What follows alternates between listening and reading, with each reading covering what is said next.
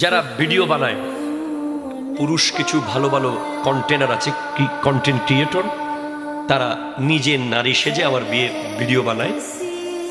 একটা content create দেখলাম যে জামাই বিদেশ থেকে টাকা দিচ্ছে হিটার লাগানোর জন্য, কিন্তু শাশুড়ি কোনো মতে লাগাইতে দিবে না।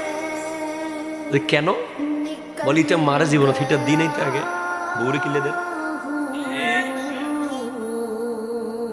আসলে নাই। হ্যাঁ অবশ্যই আমি প্রথমে এটা বলবো যে আমি যেটা করেছি, আমি ঘরে যেই যেই জিনিস আমার রুমে লাগিয়েছি সেগুলো আগে 1 মাস আগে আমার বাবা মায়ের রুমে আমি লাগিয়েছি। আমি মনে করি যে বাপ মাকে আগে দেওয়া উচিত। ঘরের সবচেয়ে ভালো বেডরুম বাপ মা থাকবে, অ্যাটাচ বাথরুমওয়ালা রুমটাতে বাপ মা থাকবে। হিটার আগে বাপ মায়ের বাথরুমে লাগাতে হবে গরম পানি, ঠিক কিনা জোরে বলেন। এ ব্যাপারে আমার অসংখ্য বক্তব্য ব্যাপারে আছে, কিন্তু একটা ছেলে তখন তার সামর্থ্য ছিল না, এখন তার সামর্থ্য হয়েছে, সে তার বিবির রুমে হিটার লাগাতে চায়, তখন মায়ের উচিত যে না লাগাক, পরের মেয়ে আমাদের বাসায় আসছে, সে অসুস্থ হলে তো আপনারও কষ্ট আছে, কিন্তু দেখা যায় যে না, জীবন যাবে, ওই মেয়েকে সুখে থাকতে দেওয়া যাবে না।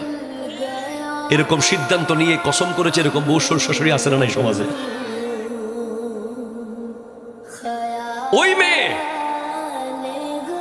এক টুকরো গোশত বেশি খেলে, এক টুকরো মাছ বেশি নিলে চোখ বড় বড় করে তাকায়, এমন অনেক শ্বশুর সমাজে আছে।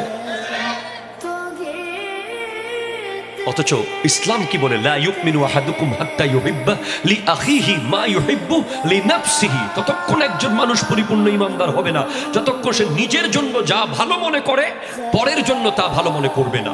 আপনি অ্যাজ এ বাবা মা, ছেলের বাবা মা, আমি প্রথমে ছেলের বাবা মা পরে মেয়ের বাবা মার দিকে যাবো, আমি ছেলের বাবা মা হিসেবে সব সময় আপনাকে মনে করতে হবে যে আপনার ঘরে যে ছেলের বউ এসেছে ওই জায়গায় নিজের মেয়েকে যদি আপনি রাখতে পারেন, আপনার মেয়ে আরেকজনের বাড়িতে বিয়ে দিয়েছেন, তার সুখ যেভাবে আপনি চান, এর সুখ যদি আপনি চান, আল্লাহর পক্ষ থেকে আপনার মেয়ের সুখও চলে আসবে।